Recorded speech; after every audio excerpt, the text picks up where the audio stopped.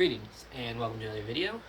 And today we have another video of me explaining equipment for traditional karate.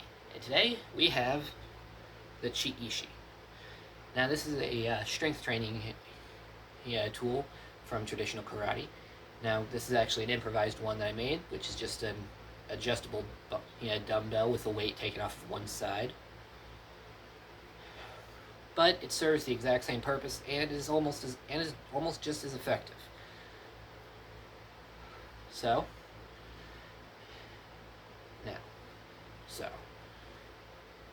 this is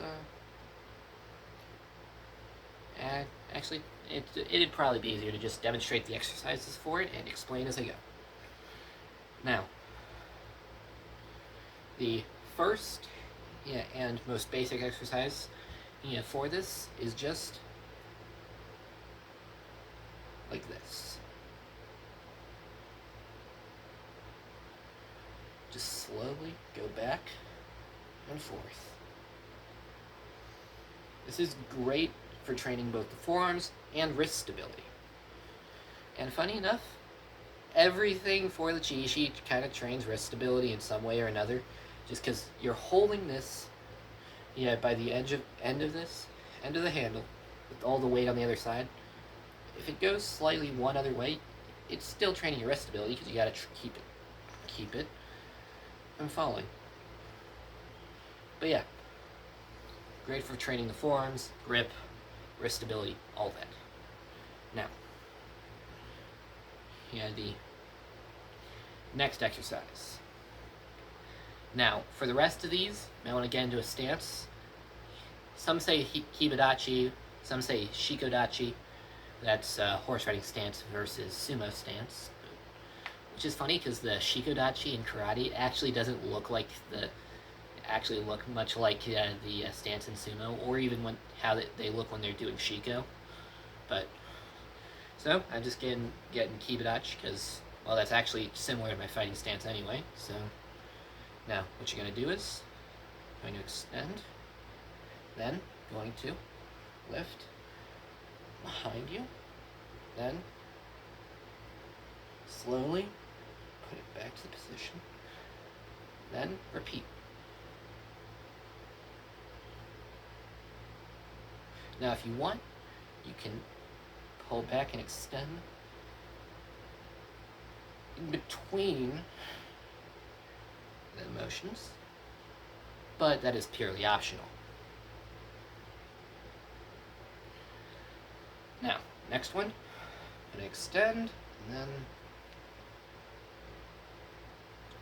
that's it.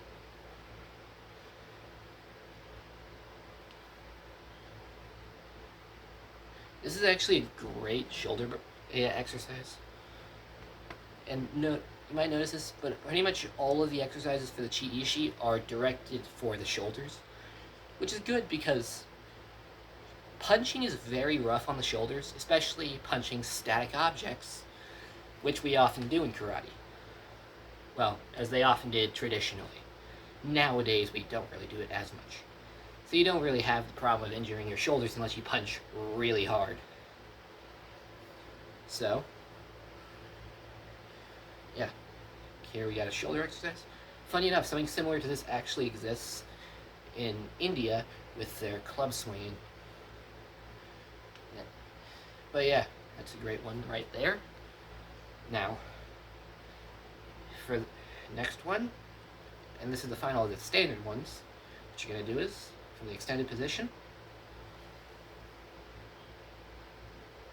rotate around the head, extend like that, then rotate again, extend. It's like that. This one is arguably the best of all of the standard ones because it works the full parts of your shoulder, full range of motion of the entirety of your rotation. And it even does the extension part there. So yeah, arguably best one. Now, for the final exercise, actually gonna have to adjust the camera here a bit.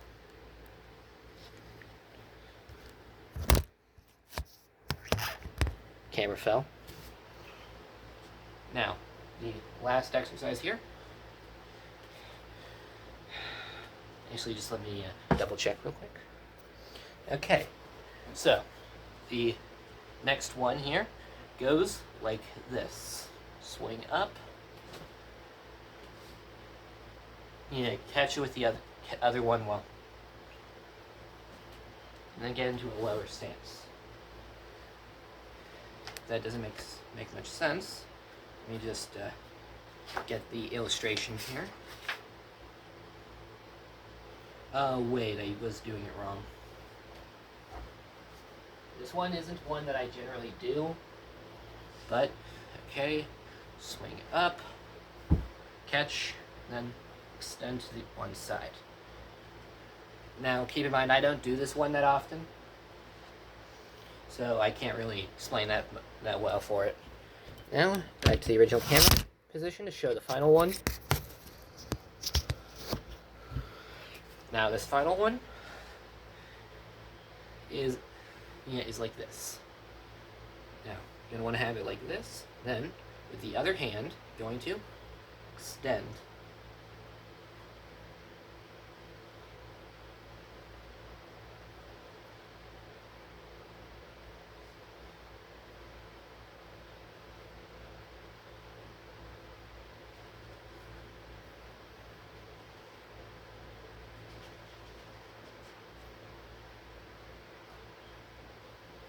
Okay, I was gripping it wrong. But yeah, it's like this. I think this one is kind of like a blocking drill. Although keep in mind, most of this was actually developed for Goji Ryu. Well, it was primarily they were primarily used by people practicing Goji Ryu. In fact, a lot of movements directly translate to Goji Ryu. Me, I'm a practitioner of Shotokan, so I might be saying some things wrong. So, and I would just like to say, this is actually one of the few that actually doesn't translate to doing it with both hands, because with most of them,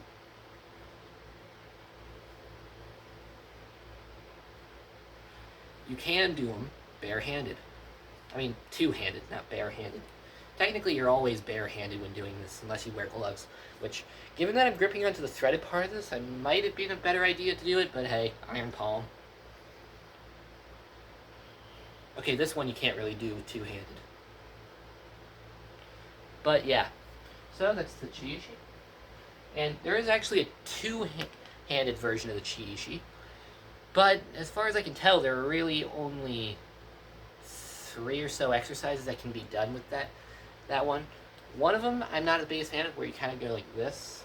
I actually don't have one here. But the rest of them can actually be done with a kettlebell. Matter of fact, there's actually one training implement that's basically the kettlebell is basically a modern version of. But most of the exercises with the two-handed Chi-Ishi are just kettlebell swings. There's one that's kind of like this.